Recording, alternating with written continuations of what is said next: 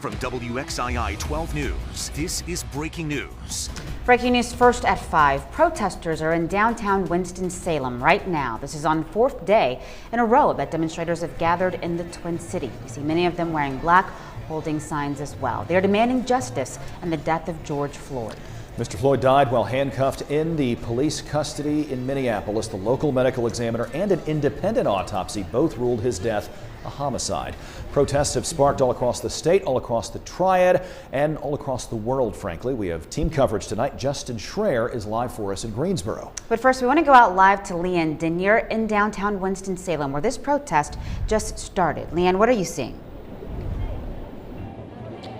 Yeah, it officially just started, but folks have been gathering here at 6th and Liberty for about an hour now. Let me get out of the way so you guys can see this. Cars have been driving by honking in support of the group that has gathered here. You can see this is quite the group. They have signs saying Black Lives Matter. George Floyd's picture is on one of the buildings just behind us. I walked through the crowd not too long ago, and they said that the folks that I caught up with said that they were really pleased with the turnout.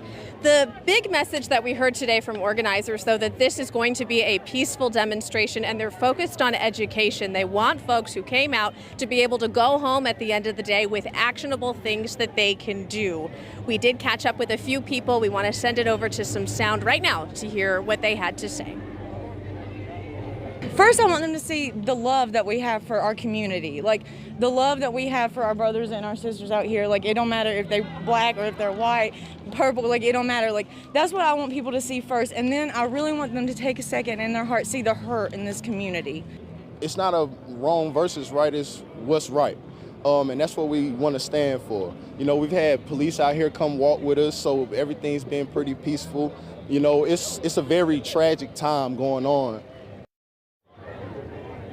So again, we're on 6th and Liberty in downtown Winston-Salem. You can see this crowd has come together.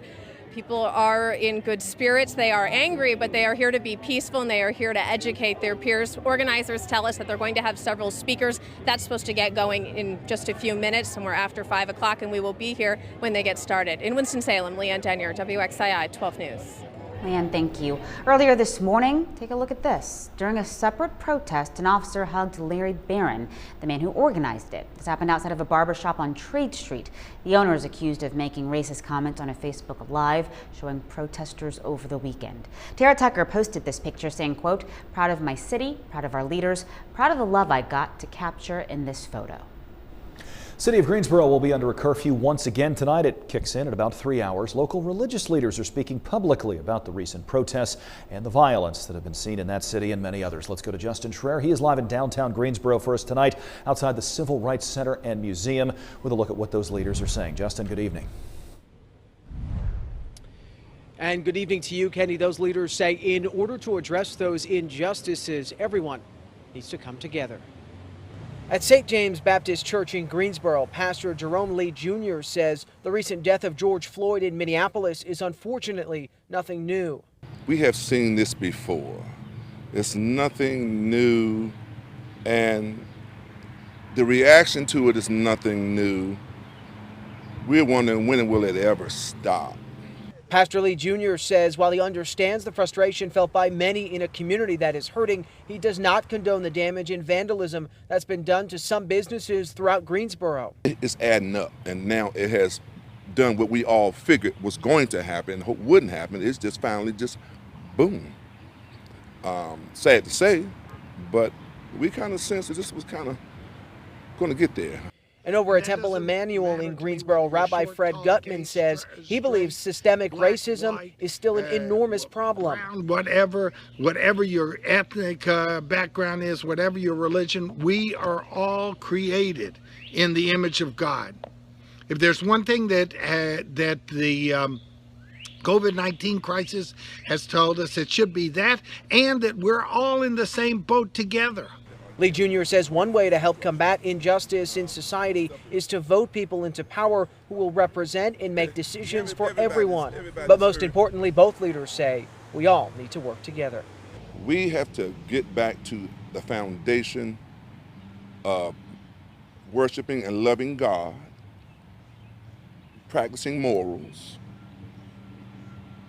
being loved and lovable. We in the Jewish community share your pain.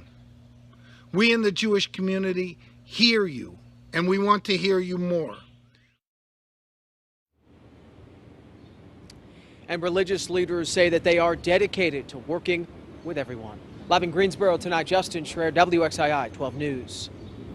There's going to be a memorial service for George Floyd in North Carolina. He was born in Fayetteville. The service is scheduled for Saturday in Rayford, where his sister lives, at Cape Fear Conference B headquarters. There's a public viewing from 1 to 3, followed by a private service for relatives. There are also services for Floyd in Minnesota, where he lived, and in Texas, where he grew up.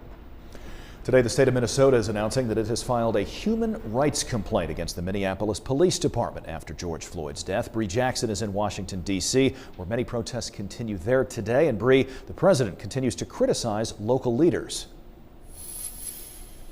Well, Kenny, today President Trump took to Twitter to put pressure on governors to use aggressive action against violence, while also touting his administration's efforts to support Black communities. From coast to coast, protesters took to the streets Tuesday, returning to outside the White House in Washington, D.C. The crowds come one day after President Trump threatened to use military forces to address violence. It's a political spin. Governor should go bring in the National Guard.